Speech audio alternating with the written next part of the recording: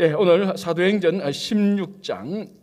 자, 이제 어제 제가 마지막에 말씀드린 것처럼 드디어 제2차 선교 여행이 시작됩니다. 제2차 선교 여행의 중요한 내용이 뭐라고 그랬습니까? 우리가 꼭 기억해야 될 선교 내용이, 그 중요한 사역이 뭐라고 했습니까? 복음이 유럽으로 건너가게 되는 겁니다. 물론 오늘 이 본문에서 제가 읽어드렸지만 바울과 실라는 계속 소아시아 지역에 머물려고 했습니다. 소아시아 지역에 머물면서 길리기아 이쪽으로 가면서, 그러니까 1차 선교 여행을 했던 그 반대 방향으로 가면서 그 지역에 1차 선교 여행 때 둘렀던, 방문했던 그 지역을 다시 방문해서 사람들을 만나고 경고하게 하고 그들을 돌보려고 1차 때 왔던 방향 반대로 그 지역을 가면서 1차 때 선교 안 했던 그 소아시아 지역의 북부 지역 비두기니아, 그 비두기아 지역도 이제 가려고 애를 썼는데, 그때 하나님께서 바울과 실라를 막고 마게도냐 지역으로 인도합니다. 이제 그 마게도냐 지역이 지금 우리가 말하는 유럽 지역의 첫 지역이 되는 겁니다. 이제 그 내용들이 오늘 이제 우리들에게 나와 있는데 한번 말씀을 보면서 같이 나누도록 하겠습니다. 자, 1절 16장 1절 바울이 더베와 루스드라에도 이르매 거기 디모데라 하는 제자가 있으니 그 어머니는 믿는 유대 여자요 아버지는 헬라인이라. 자, 루스드라에 바울이 들렀습니다. 이제는 바나바와 함께가 아니고 누구? 실라와 함께 들렀습니다. 자, 루스드라에서 무슨 일이 있었죠? 무슨 일이 있었죠? 이게 며칠 안 됐는데 다 잃어버리는 게, 다 잊어버리는 게 이게 참 은혜입니다. 그죠? 그래야 저도 또 한 번 또 설교하고 또 여러분 또 뭐 나쁜 기억도 며칠 전에 있던 거 다 잊어버리고 좋은 거죠. 자, 루스드라에서 두 가지 일이 있었습니다. 우리 앞에 보면은 뭡니까? 이 루스드라에서 바울과 바나바가 신으로 추앙을 받았습니다. 그러니까 바울은 험의 헤르메스, 전령의 신으로 추앙을 받았고, 아무 말도 안 했던 바나바는 제우스로 추앙을 받았습니다. 그러니까 이 루스드라 사람이, 이 사람은 우리 가운데서 변신하여 나타난 제우스 신하고 헤르메스 신이다. 우리가 그를 섬기자. 그래서 그 전에 섬기는 그 전에 그 템플, 그 사원을 관장하는 제사장이 소와 화환을 가지고 신들이 오셨다고 해서 막 이렇게 제물을 드리고 막 이렇게 섬기려고 했던 일이 바로 루스드라에 있었습니다. 자, 이렇게 이런 일이 있었다가 그 이고니온과 비시디아 안디옥에서 원정 유대인들이 루스드라에서 그런 160km를 원정 와가지고 돌로 쳐서 죽이지 않습니까? 사실은 안 죽었는데 돌 치는 사람은 죽었다고 생각했습니다. 그 지역이 바로 루스드라입니다. 그러니까 신으로 추앙을 받았다가 한순간에 원정원 유대인들에 의해서 돌에 맞아 죽었다고 생각해서 이 시신을 그 시외로 버렸던 곳이 바로 루스드라입니다. 그런데 이 바울이 신라를 데리고 루스드라 지역을 다시 간단 말이죠. 여러분, 이게 쉽겠습니까? 우리 한국 사람들 말하면 뭡니까? 좀 약간 이게 그 세상 표현이 좀, 나는 우리처럼 루스드라에서 돌에 맞아 죽었다가 시외로 그 자기 몸이 던져졌다가 다시 일어났던 그런 지역이 있으면 우리 어떻게 합니까? 내가 그쪽을 보고 두 번 다시 오줌도 안 눈다 그러잖아요. 한국 남자는. 왜? 너무너무 지긋지긋하잖아요. 여러분, 돌에 맞아서 죽었다가 시외로 그 밖에 던져진 그 장소가 루스드라입니다. 그 루스드라만 생각하면 이가 갈리죠. 분노가 치밀어 오르죠. 그 사람들이 나를 신격화했다가 한순간에 나를 돌멩이를 쳐주고 두 번 다시 그 사람들 꿈에 나타날까 봐 싫다. 끔찍합니다. 진짜로 우리 심리학으로 말하면 트라우마가 가득한 곳입니다. 루스드라가 그 지역인데 바울이 그쪽으로 또 가요. 왜? 그 사람들을 돌보고 경고하게 하기 위하여서. 이게 보통 사람이 아니죠. 이건 하나님의 인도하심과 그 마음에 그 루스드라에 있는 사람을 돌보고자 하는, 그러니까 바울의 이 마음이 우리가 말하는 목회적인 마인드와 선교적인 마인드가 꽉 찼는 사람입니다. 그 사람을 꼭 돌봐야 되겠다. 우리가 한번 복음을 전하고 와서는 안 된다. 그 사람을 더 양육하고 또 돌봐야 된다. 그 사람들이 복음으로 제대로 살고 있는가 우리가 돌봐야 되지 않느냐. 루스드라, 내가 비록 돌에 맞았지만 그래도 거기에 믿는 자들이 있다. 믿는 자들이 있었다. 돌보러 가자. 그래서 바울이 신라를 데리고 더베와 루스드라에 갑니다. 자, 갔는데 누구를 만납니까? 디모데라는 한 젊은 청년을 만납니다. 자, 이 1절 중간에 거기 디모데라 하는 제자가 있습니다. 자, 이 디모데를 가리켜서 벌써 제자라고 말을 합니다. 아주 예수님의 아주 잘 신앙으로 훈련되어 있는 그런 디모데를 만납니다. 그런데 그 어머니는 유대인이요 아버지는 헬라인입니다. 아버지가 헬라인 유대인. 자, 이게 지금도 정통 유대인들은 이런 사람들을 유대인으로 받아줍니다. 목의 중심이니까. 어머니가 유대인이고 아버지가 헬라인. 이제 반대로 어머니가 헬라인이고 아버지가 유대인이면은 정통 기독교에서는 좀 보수적인 기독교에서는 안 받아줍니다. 어머니 목의 중심이니까. 그런데 요즘은 이제 좀 진보적인 이런 이제 그 유대교에서는 둘 중에 한 사람이 유대인이라도 받아주는 그런 또 그 유대교가 있습니다. 어쨌든 이때는 어머니 쪽으로 목의 중심으로 가니까 이 디모데는 유대인입니까 아닙니까? 유대인으로 인정되는 거죠. 자, 그러면 유대인 그러면 제일 중요한 게 뭡니까? 안식일을 지켜야 되고 정결한 음식을 먹어야 되고 뭐가 있습니까? 할례 문제가 있지 않습니까? 자, 할례 문제가 왜 지금 여기서 또 중요하게 됩니까? 자, 이제 여기 한번 보시기 바랍니다.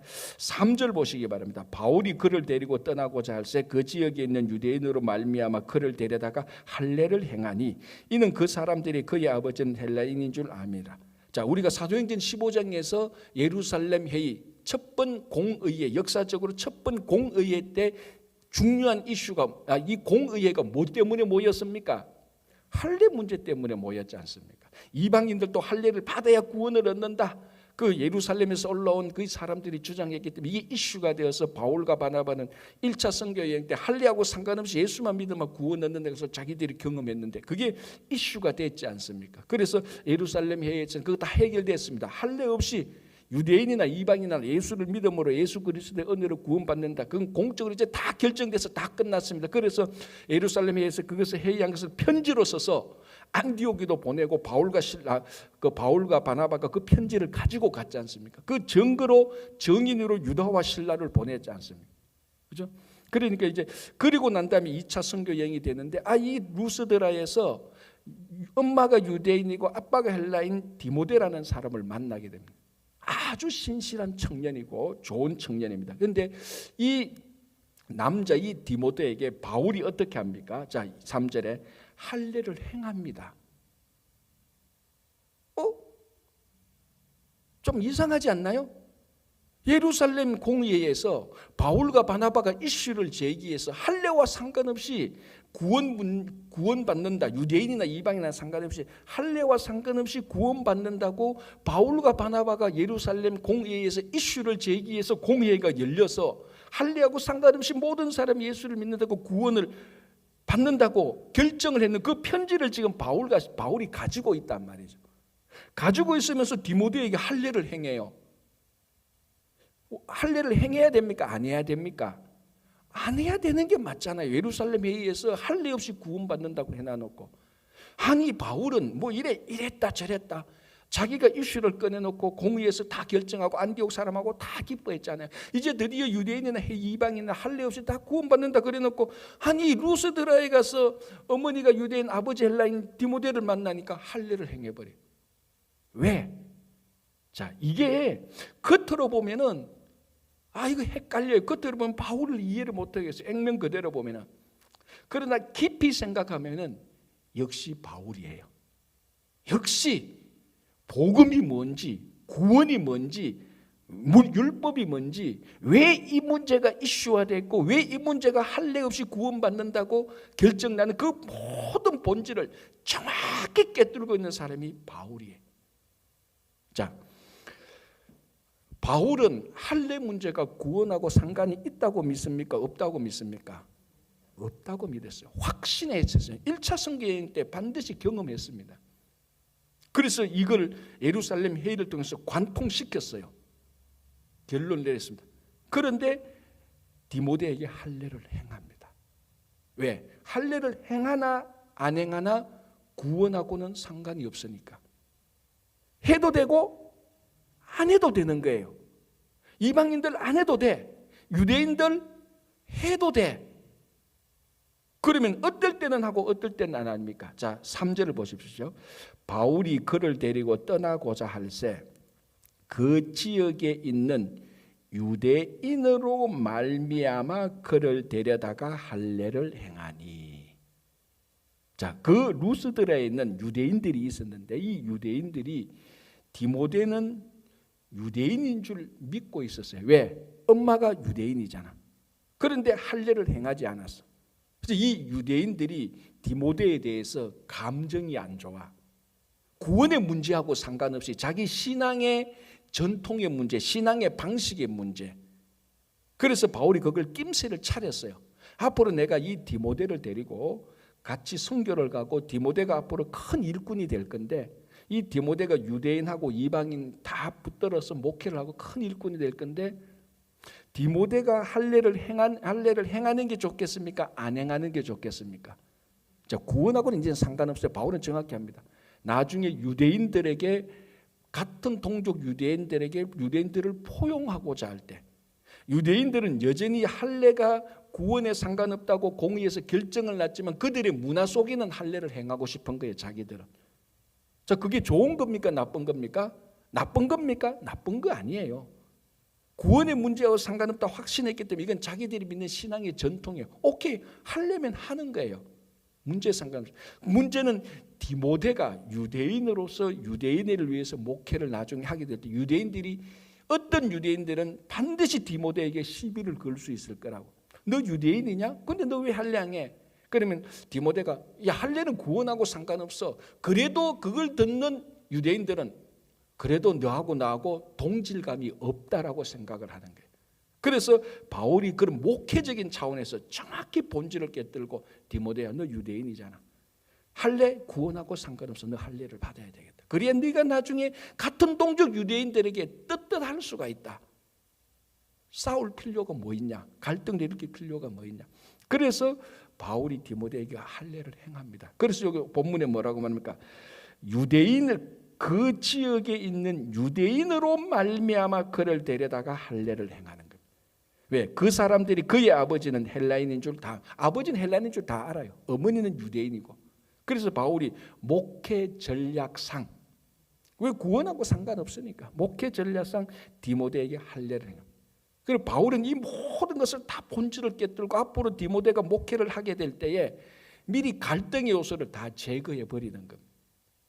그래서 나중에 디모데 전서와 디모데 후서가 나오고 디모데가 바울의 가장 충실한 성실한 믿음의 양아들이 되는 겁니다.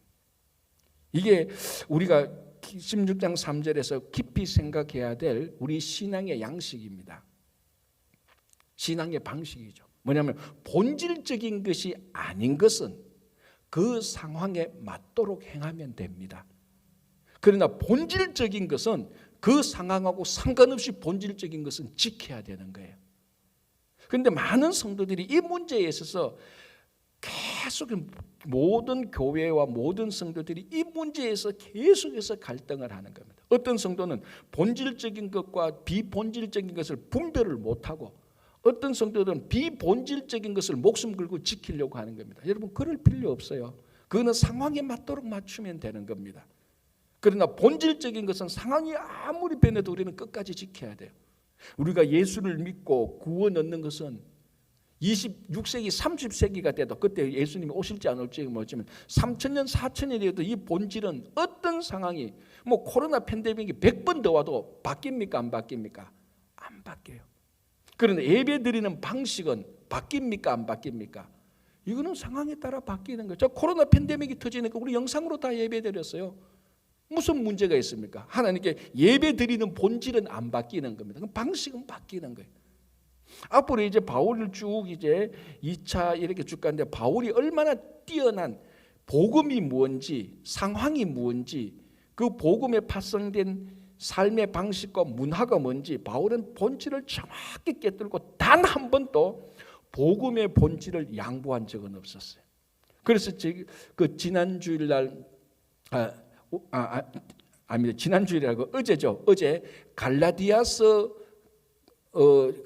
제가 갈라디아서를 보면서 말했지 않습니까? 갈라디아서에서 예수 그리스도를 믿음으로 구원을 받는다고 바울이 복음을 전했습니다. 그런데 다른 사람들이 와서 더 풀어서 했습니다. 율법도 지켜야 된다. 똑같은 상황이죠. 바울이 목숨 걸고 지키지 않습니까?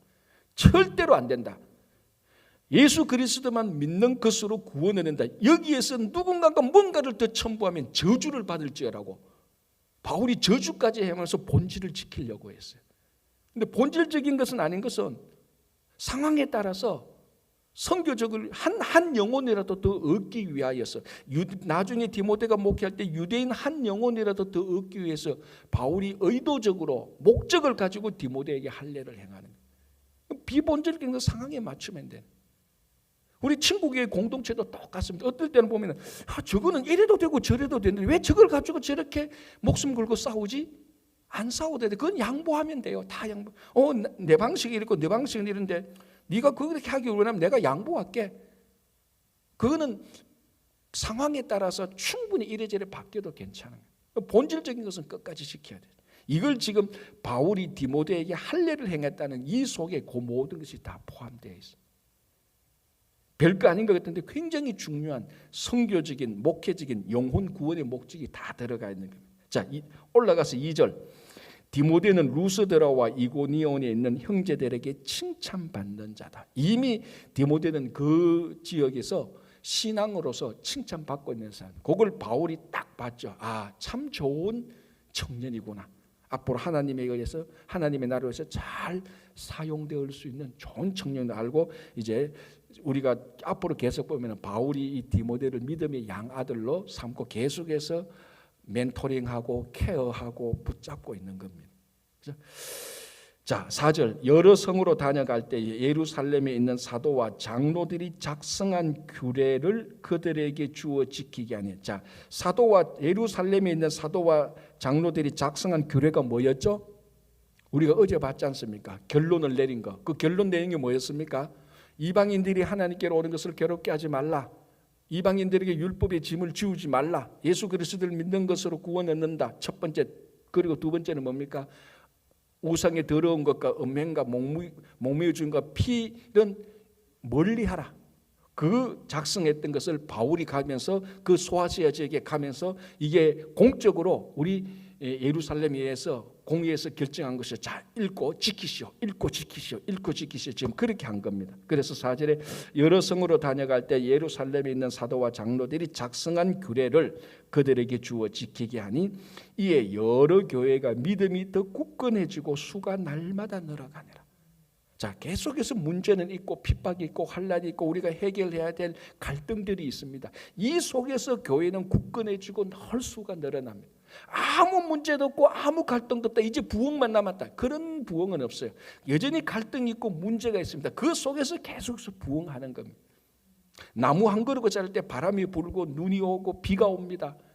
어떨 때는 나무 가지가 꺾여졌죠. 태풍이 치면은 이 나무가 안 자라겠구나. 천만에 그러면서 나무가 자라는 겁니다. 그건 제가 몇 번 얘기했죠. 모든 교회는 다 해결해야 될 문제들이 있고 지금 기다리고 있는 문제들이 있고 터질 문제들이 있고 터진 문제들도 있습니다. 그 가운데서 교회는 부흥하고 성장하는 것이죠. 자, 6절. 성령이 아시아에서 말씀을 전하지 못하게 하거늘. 자, 뭘 알 수 있습니까? 바울과 실라의 선교의 주체자가 누구라고요? 인도하고 계획하는 분은 누구라고요? 성령입니다. 분명히 말하면 성령이 아시아에서 말씀을 전하지 못하게 하시거늘 그들이 버루기아와 갈라디아 땅으로 다녀가. 이 버루기아 갈라디아 땅은 1차 때 선교했던 그 지역입니다. 소아시아 지역 그 지역에 무시아 베르로 비두니아로 가고자 애쓰되 비두니아는 버루기아 지역 그 지역 소아시아 북쪽입니다. 그러니까 바울과 실라는 소아시아 지역을 철저히 훑으면서 그 지역을 다 선교하려고 계획을 한 거예요. 그래서 비두니아 지역은 1차 선교 때 바울과 바나바가 가지 않았던 북부 지역입니다. 소아시아 북부 지역. 그래서 이번에는 바울이 실라에게 아마 이렇게 말했겠죠. 우리가 이 소아시아 지역의 중간과 아래쪽은 다 했는데 북부 지역은 못 갔으니까 이번에 우리가 그쪽으로 갑시다. 아마 바울과 실라에게 얘기했을 겁니다. 그런데 하나님은 아니 북부 지역으로 가지 말고 거기서 마게도냐로 가라. 그래서 이런 말이 있지 않습니까? 인간은 계획하는데 하나님은 웃으신다는 말이 있지 않습니까? 인간은 열심히 계획해도 하나님은 보고 허허 웃으십니다. 그거 너희들이 아무리 계획해도 하나님의 계획하고 다르다는 거죠. 자, 보십시오. 무시아 앞에 이르러 비두니아로 가고자 애쓰되, 바울과 실라가 애써서 비두니아로 어떻게 갈까 계획도 짜고 다 루트도 알아놨습니다. 그러나 예수의 영이 허락하지 아니하는지. 여러분, 바울이 누굽니까? 지금 이제 막 목숨 내놓고 선교하는 사람인데도 성령이 허락하지 않으면 안 되는 거예요. 자, 무시아를 지나 드로아로 내려갔는데, 이 드로아라는 지역은 강 목사님 한번 보여주실래요? 지도에 여러분들이 잘 안 보이는 것 같은데, 어떻게 다음에는 저걸 하나 프린트해서 여러분 가지고 오면서 같이 보시면. 자, 저 왼쪽을 좀 더 잘 보여주세요. 왼쪽으로 다시 한번 약간 옮겨주세요. 아니, 반대로. 그렇죠. 좀 더. 예. 자, 저쪽에 보세요. 우리가 수리의 안디옥에서 반대로 가잖아요. 루스드라로 가서 저 위쪽에 갔다가, 자, 이제 쭉 루트로 갔다가 다시 한번 보시기 바랍니다. 이제 그 반대로 한번 보여줍니다. 저 드로아를 한번 보여주세요, 강 목사님. 저 위쪽에 있는 것을 좀 오른쪽. 예, 그렇죠. 좀 더. 예, 그걸 좀 중간으로 좀 옮겨주실래요? 예. 아니, 그 드로아 있는 지역을 좀 더 잘 보이도록. 안 돼요? 이동이 안 돼요? 예. 아니, 그쪽 들어와 말고 지금 이쪽을 잘 보여달라고. 이쪽을. 예.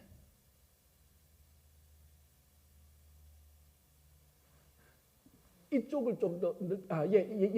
이제 나왔어요. 예. 여러분, 근데 저기는 안 보이는구나. 예, 여기 보죠. 드로아하고 네아폴리하고 이쪽 지역에. 저 드로아가 바로 소아시아 드로아에서 배를 타면은 마게도니아 지역으로 바로 가는데요. 예, 이제 나왔네. 저 드로아 지역. 그러니까 지금 저 드로아까지 온 겁니다. 자, 보십시오. 8절에 무시아를 지나 드로아로 내려갔는데, 무시아를 지나 저 드로아에 갔습니다. 저 드로아에서 사도 바울이 환상을 보게 되는 겁니다. 그러니까 어디냐면 드로아를 배 타고 가면 마게도니아 큰 지역인데, 그 마게도니아 한 사람이 환상 가운데 와서 건너와서 우리를 도우라. 그 유명한 사도 바울의 환상을 보지 않습니까? 그래서 저기서 배를 타고 건너가면은 저 마게도니아 지역은 지금 우리가 말하는 유럽 지역입니다. 물론 그 당시에는 여기가 소아시아, 여기가 유럽 이런 명칭이 없었습니다. 거기는 그냥 배를 타고 이 땅에서 저 땅으로, 이 육지에서 저 육지로 그냥 가는 거에 불과한 것입니다. 그러나 오늘날 보니까 이게 아시아에서 유럽으로 복음이 넘어가는 바로 그 시점이 사도행전 16장 8절 9절입니다. 그래서 드로아 저 지역에서 바울이 환상을 보는 거죠. 8절 보겠습니다. 다시 볼게요. 8절 무시아를 지나 드로아로 내려갔는데 밤에 환상이 바울에게 보이니 마게도냐 사람 하나가 서서 그에게 청하여 이르되 마게도냐로 건너와서 우리를 도우라 하거늘. 그래서 하나님께서 바울에게 환상을 통하여서 바울을 소아시아 북부 지역으로 가는 걸 막아버리고, 그런데 북부 지역을 애썼어요. 노력했어요. 그러나 하나님께서 그 애씀을 어디로 돌립니까? 마게도냐 지역으로 가는 것을 돌립니다. 자, 그래서 그 환상을 봅니다. 자, 10절 보시기 바랍니다. 바울이 그 환상을 보았을 때 우리가 곧 마게도냐로 떠나기를 힘쓰니. 적극적으로 순종을 하는 거예요. 자기들의 계획은 소아시아 북부 쪽으로 가도록 애썼는데 하나님이 그걸 막고 마게도냐로 가니까 그 북부 소아시아로 가는 애씀을 하나님께 적극 순종해서 유럽으로 가는 애쓰는 걸로 전환시키는 겁니다. 자, 여기서 참 중요한 게 뭡니까? 두 가지. 첫 번째, 적극 순종하는 거죠. 자기 계획을 포기하고 하나님의 계획에 적극 순종하는 겁니다. 그리고 뭡니까? 지금까지 내가 계획했던 이 에너지, 이 힘, 이것을 폐기 처분하는 게 아니고 이 힘과 에너지를 하나님께 순종하는 에너지로 바꾸는 겁니다. 그래서 마게도냐로 가는데 애쓰는 겁니다. 적극 순종하고 적극 애쓰는 겁니다. 그래서 유럽의 문이 열리는 겁니다. 10절 볼게요. 바울이 그 환상을 보았을 때 우리가 곧 마게도냐로 떠나기를 힘쓰니 이는 하나님이 저 사람들에게 복음을 전하라고 우리를 부르신 줄로 인정함이라라. 확신했습니다. 그래서 자기가 애썼던 것을 포기하고 자기 계획을 즉각 포기하고 그 애씀을 가지고 하나님의 인도하심에 따라서 즉각 배를 타고 마게도냐로 싹 올라갑니다. 그래서 마게도냐로 가서 자 11절 우리가 드로아에서 배로 떠나 사모드라게로 직행하여 이튿날 메아폴리로 가고 거기서 빌립보에 이르니 마게도냐 지역의 메아폴리에 가서 빌립보에 딱 멈추는 겁니다. 이 빌립보라는 지역이 유럽 최초로 복음이 전파된 지역입니다. 자 12절 거기서 빌립보에 이르니 이는 마게도냐 지방의 첫 성이요 로마의 식민지라.